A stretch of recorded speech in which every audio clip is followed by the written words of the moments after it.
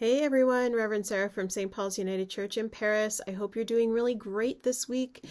Just a quick note that this is my final Tuesday check-in of our summer months. I am going to be on holiday and study leave and some prep time during the month of August. And we are going to be having Pastor Kate McKenzie from St. George United Church helping us out with any emergent pastoral care needs. So Karen will have that contact information in the office, and it will be posted on our Facebook page as well, should anybody require some assistance while I'm off. The other thing to note is this coming Sunday, we are still together out at Paris Plains Church if the weather holds. We didn't have such luck with our worship this past Sunday, but it was also beautiful to be in our sanctuary building together and our building together this past Sunday. And so that's just some notes for you. And then in the month of August, reminder that we are at St. George United Church for worship together over there. And the only requirement over there is they are still masking at all times in their building, singing and otherwise, even when you're seated. So they are asking for masks at all time over there. I think that's all the things that I need to let you know about for worship and for things happening. This past Sunday, we were looking at the passage from the Gospel of Luke where the disciples come to Jesus and say, "Can you teach us how to pray the same way John taught his disciples how to pray?" And so Jesus says, "All right, well, here, how about you pray in this way?" And it's the prayer that he offered has become known as the Lord's Prayer. But really, at the heart of what Jesus was offering was simply a way to start, a way to formulate prayer, because he was a teacher, he was a rabbi, and that was his job. And he could see that the disciples were struggling with feeling worthy enough to offer prayer.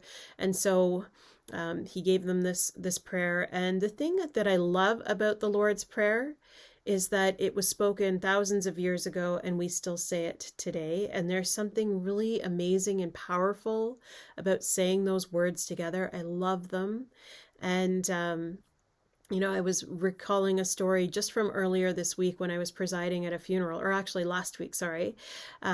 And it was a fairly somber funeral, a rather sudden and shocking death of a mom. And so her sons were really struggling.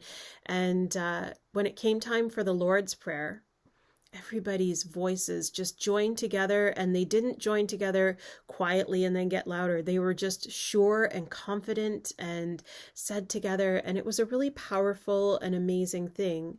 And I think quite a comfort for people to say that prayer together, because that's the most important part of the Lord's Prayer that I think I take away from it, is that it is meant to be said together and as a community, because the language that it uses is we and us, not my and I language. So it is meant to be a communal prayer and remind us that we are in a relational covenant with God, with Jesus, with the Holy Spirit, and with one another.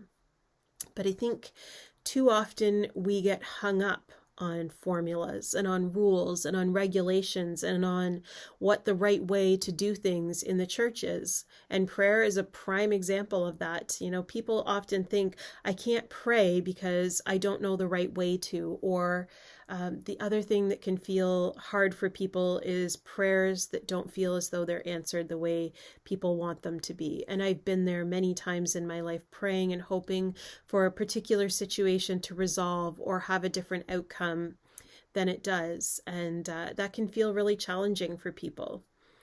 I believe prayer has also felt a little bit exclusionary to people over the years. If they go to a particular denomination and they don't say things the same way everybody else says them, or they don't hear words that are familiar to them, but everybody else seems to know what's going on, it can feel as though we're not doing things the right way.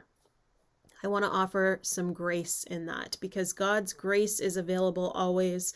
And the thing that came to mind for me around that, around moving away from getting hung up on rules and regulations and formulas and the right way to pray or to worship, came to me from our Lenten devotionals. And you may have noticed that I changed around our Facebook cover photo to this, and you may have seen it when it came out as the devotional from Sanctified Art. And it says, there is no one right way to worship, to pray, or to practice our faith.